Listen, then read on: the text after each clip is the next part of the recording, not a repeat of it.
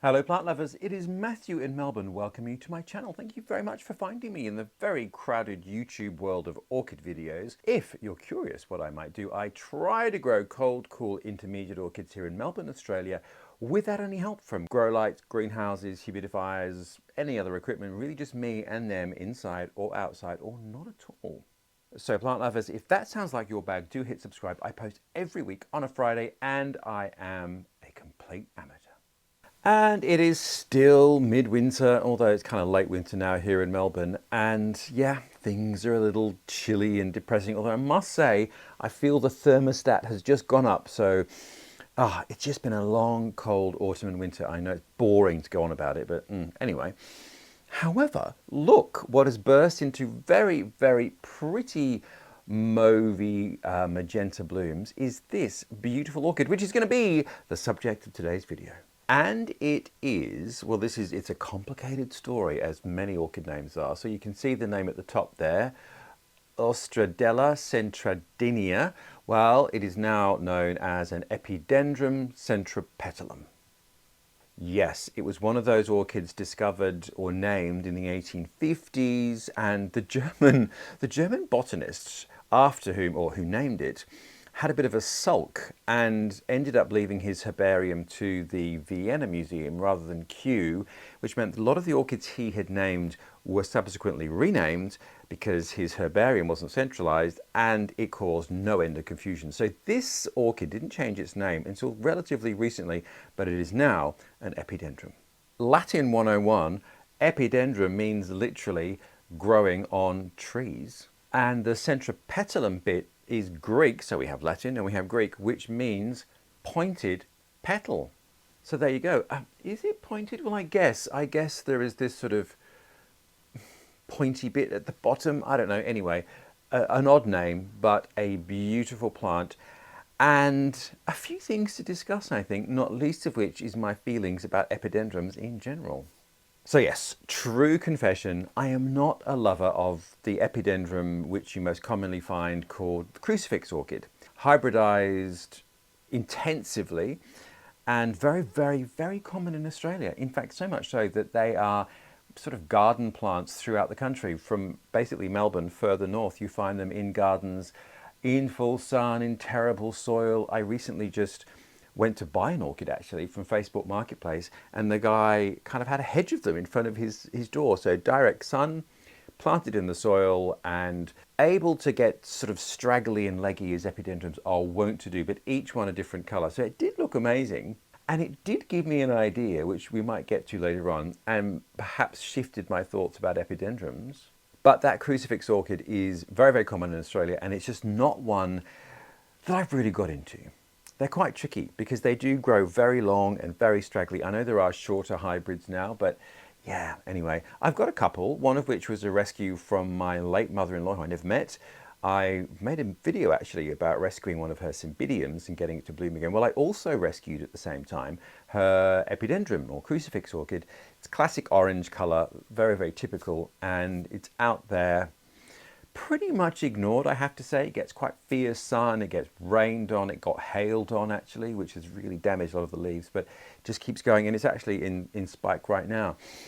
Yeah, I still don't really love them though. But having seen them out in the wild, so I've seen them planted in gardens in Queensland, which if you're not in Australia is the tropical state top right of Australia, and I've seen them growing outdoors there. I've seen them growing outdoors in Melbourne, and as I mentioned, I saw this kind of hedge of them. Now in our new house we have a planter box on a first floor terrace which is going to dangle down over the garage below, and I'm suddenly thinking I've got three epidendrum sort of crucifix orchids out in the garden just being left to their own devices, and I think, you know what, I might actually just plant them in these planters and they can just go mad and tumble down or do whatever they want to do and bloom and flower in mid-sun and have absolutely no care taken of them, and let's see what they do. But anyway, I digress. That's your classic epidendrum. So there are many, many, many species. They're all American, but they are native from southern parts of the US all the way down through Central America into South America. So many, many species within the family. And that, of course, means many different habitats and many different types of growing conditions, from coastal, to cool, to high altitude, to not, and everything in between. Terrestrial, lithophyte, epiphyte, blah, blah, blah. So it's kind of, one shouldn't generalize. However, this one I just loved. Can't tell you why. I think actually it is just the form of the flower. Now look at that. Isn't it just beautiful? We can perhaps get a sense of where that name comes from. The color of it is just beautiful, and the form is a little different. So this one comes from Central America, and it comes from a relatively high altitude, and it is an epiphyte. And it's an epiphyte in the manner of, say, a phalaenopsis. So, you know, some epiphytes cling to the bark, whereas some epiphytes grow in sort of nooks where there's some material have gathered in the crooks of branches. There might be a little bit of leaf material and other detritus. So they're kind of growing in medium but elevated up a tree. Well, this is a clinger, and fairly high in the tree, which means it gets sort of a mix of light, and some of the forests that it grows in can be semi-deciduous, so it might get more light in winter, etc., etc. So one of those orchids that needs to drain very quickly. So all epiphytes want to drain relatively quickly because generally they have access to a lot of moisture, either from mist, from fog, from rain, from humidity. So the medium that they're in will have water running through, it'll dry, water runs through, it dries, etc., etc. So it's never sort of always really damp. Generalization, because of course some orchids come from much damper spots than others, but you get the idea. So with these clinging epiphytes that are literally clinging to the bark, to the branch of a tree with really very little medium, they do dry out very quickly. So the roots dry and then get wet and dry and get very wet intensely. So if you're growing this in a pot like me, the first moral of the story is a very, very loose mix. And all I have got in here is quite large, medium sized bark, nothing else. There is no sphagnum moss, there's no perlite, there's nothing. It's just very loose, large, chunky bark, and the roots are just sort of finding their way through, as you can see. So your Crucifix Epidendrum, the sort of classic, much more common one, you can grow in kind of any medium. As I said, you see them planted in the soil out here in Australia, and many different types of soil that would be as well. So pretty flexible and tough. However, this one just needs a bit more care with its potting. And I've got it in a terracotta pot because I am a terracotta pot kind of guy, and had I have known how to drill pots before I potted this one a couple of years ago, I would have drilled my pot. You can see here my video about drilling pots, and it would have aerated the roots a bit more. So when I do repot this, I will drill the pot and make sure there is much more aeration around these roots. So looking at the plant, first thing is it is now mid to late winter and it's in bloom. So it blooms for me once a year and about this time of year. And as you can see, very much like your sort of Crucifix Orchid Epidendrum, the blooms occur from the termination of the stem, so the very top there. And what you might be able to see on the back of the plant is last year's stem with the dead flower spike, which I have yet to trim off. And there is another one here. But what that does indicate perhaps even more is the growth habit. And what you might be able to see are all these mad aerial roots growing here. And effectively, the plant is like a huge jumble of pickup sticks of keikis. So each stem will produce keikis, and the keikis produce keikis, and it forms this tangled mass, a little like Dendrobium legicii, which I also have. And when that started to grow in that manner with lots of keikis, I thought, I'm doing something wrong. This isn't right. I was pulling them off. And anyway, I finally tracked down some images of mature plants of Dendrobium legicii and realized, no, that's what it does. It just forms a tangled mass of keiki and stem and keiki, all of which bloom and form one plant. And like most keikis, you can pull them off and propagate them and start new plants, but it isn't detrimental to the plant to have them left in situ, which is a little different to many other orchids that produce keikis, because often that's an indication that they're getting too much water and or not enough light, or they're about to die and they're putting their last effort into survival. But this one is again one of those orchids that that's its growth habit. So the first thing to bear in mind is, if you should be lucky enough to find one, don't panic as I did when it immediately starts to keiki up and produce these roots.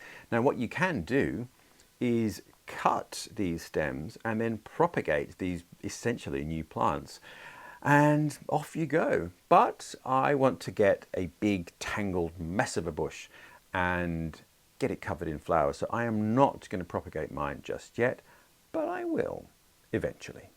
So this is a species orchid, which means it is as it is found in the wild, clinging to the trees. So I don't know, but I presume this has been used to hybridize other epidendrums, because the flower form is really beautiful and the form of the plant is interesting. So it's not as straggly as the sort of classic crucifix epidendrums, a little bit easier to manage in horticulture, I find. So I imagine it would be great DNA to be mixing around in the epidendrum soup pot.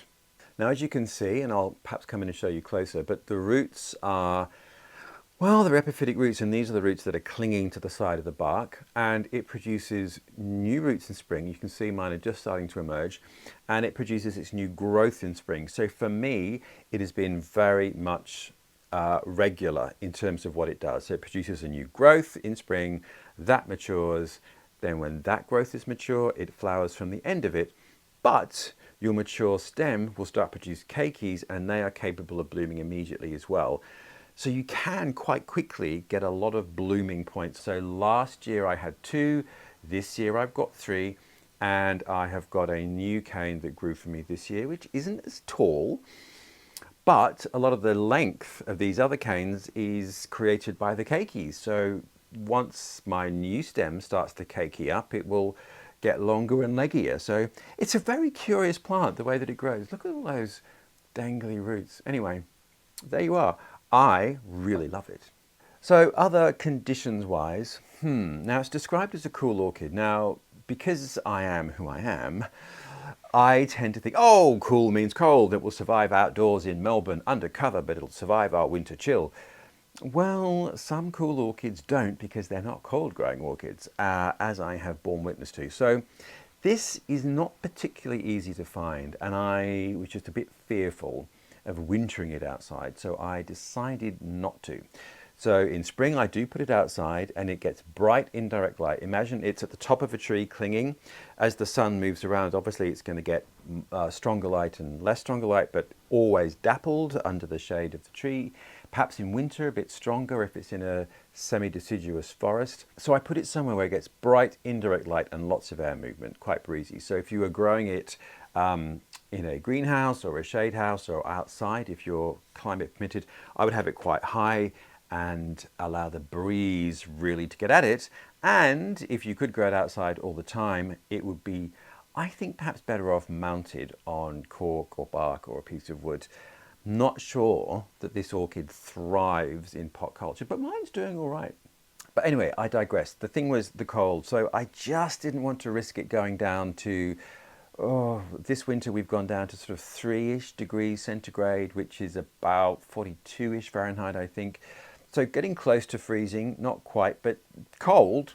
And with most orchids in such temperatures, the key is not to keep them wet and cold, because that will often kill them. However, it didn't apply to this because I lost my nerve and I bought it inside. So it's on a north-facing window ledge, which in the southern hemisphere, where I am, means it's the brightest part of the house. In the northern hemisphere, of course, it would be the south side of your house, south-facing windows. So it's getting bright indirect winter light and reasonably warm days, but the night does get quite chilly down there on the landing. It's sort of halfway, as Kermit would say. So it can deal with warmer temperatures. I just wasn't sure how cold it could go. Anyway, it's as happy as Larry. Whoever Larry was, I keep saying that. I have no idea who Larry is or was or why he was happy. But anyway, he would be happy that my orchid is happy. Humidity too, something that people often get worried about. Well, I just don't worry about the humidity really. My plants either have to deal with the ambient humidity of the house or outside. Asterisks. I do cheat. I do have a mister, and I do mist with a cup of tea in the mornings if I have time, but certainly not every morning. But our house isn't particularly dry heated, so it's not drying out. And Melbourne's average humidity is sort of oscillates between 50 to 60%, so it's kind of an even keel, not a super dry environment anyway, although of course in summer it gets much drier and hotter. But when these orchids are outside in summer, because it is so warm and evaporates so quickly, I just spray the hose around to get everything drenched, which might not be a great thing. But anyway, it evaporates quite quickly, and I tend to do that in the morning, particularly of very hot days. Anyway, this orchid seems to have done reasonably well from that treatment. I've had it for 2 years now, and this is the nursery I bought it from, which is a place called Rosella Orchids, and I'll put their link below. If you're in Australia, you can have a look. Not sure if they still have it, but anyway, I'll link them below because you never know. But not something I've seen that often, and I just really, really love the colour, and I just love its form. It's such an interesting plant, and I think the bigger it gets, the more fabulous it's going to be. I will note too that although these roots are fairly active, it's not particularly well anchored because it really wants to cling to the side of a tree. It doesn't want to be in a pot of bark. But anyway, I've got 3 new root points coming out here, so the older it gets, the more anchored it will get in that pot, hopefully. Which brings us quite cunningly to watering. I water this relatively frequently. Now, because it's in such a free draining mix, it is going to dry out very quickly. Terracotta evaporates faster, and obviously in warmer weather, it's going to evaporate even more quickly. So let it dry out between waterings, but when you do water it, drench it. That's what I do. It dries out really quickly, rinse and repeat. And throughout the growing seasons, so the warmer seasons, I will and do use a liquid feed, a liquid fertilizer. Now, there are many out there. I made a video about which fertilizers I use, which I'll link here. You know, does it really matter? I'm just not that fast. I use general all-purpose liquid fertilizers. You can use ones that are orchid specific, of course. You can use soluble ones. No matter what it is though, I would always dial down the recommended dose to sort of at least 1/6, 1/8, 1/10 of what's recommended, because overfeeding isn't a great thing. The other thing I do throughout that season is I give them, all my plants, a liquid tonic. Now that can be something like worm juice, and as someone asked me, what is worm juice? It's the runoff from worm farms, from compost farms basically. Usually there's a little tap and you collect the fluid that runs out, and it's incredibly beneficial for plants. It's not a food per se, it's a tonic, and you dilute that about 1/10 as well. Or a seaweed-based version, and there's a brand in Australia called Sea Sol, which I use, and again, I dilute that to about 1/10 of the recommended dose. So again, that's a tonic, and it's just good for the soil, for the plant's general health, and again, I give that throughout the growing season. So in winter, no fertilizer, and I water it much more sparingly, but I still drench it, but allow it to dry out, but then leave more time between those waterings in winter. So there we are, plant lovers. Epidendrum centropetalum, a beautiful epidendrum. If perhaps like me, well, I'm not that into epidendrums, the crucifix orchids, but if you grow those and you kind of want to move out into some species types, this is a beautiful one to get because the flowers are gorgeous, the form isn't too long and straggly, it does quite well in pot culture, not necessarily needing to be mounted, and is very rewarding, and absolutely no fragrance whatsoever. Or is there? No, not a scarica fragrance, but very pretty flower, so who needs that? So you should be getting flowers from the tips of every one of your canes. So I've got more buds on this one, which I haven't opened yet. The flowers are quite long lasting too, at least a month. So mine only flowers once a year. I don't know if that's the case across the board with this species, but mine only blooms once a year. But the flowers do last quite some time. And as you get these more tangled nests of branches, you should end up being covered in blooms in your flowering season. So that is what we are looking forward to, plant lovers. You'll have to stay tuned and subscribed, and maybe in another 2 years' time we'll check in and just see how big the specimens become, because I want to see it dripping with flowers in the not too distant future. But thank you very much for watching. If you are remotely interested in what I might be doing next week, do hit subscribe. I post every Friday. Feel free to leave comments in the section below. I am a complete amateur. I cannot answer all your questions professionally, but I can give you the benefit of my limited experience, should it be appropriate. Other than that, I hope all is well where you are, that your orchids are thriving, as are you, and I look forward to seeing you next week with another amateur ramble about whatever. There's a few things that just still haven't quite opened, which are, one is very exciting anyway. We'll see. If it's open next week, that'll be the subject of the video. You'll have to subscribe to find out, but wherever you are, take care, and I'll see you next week.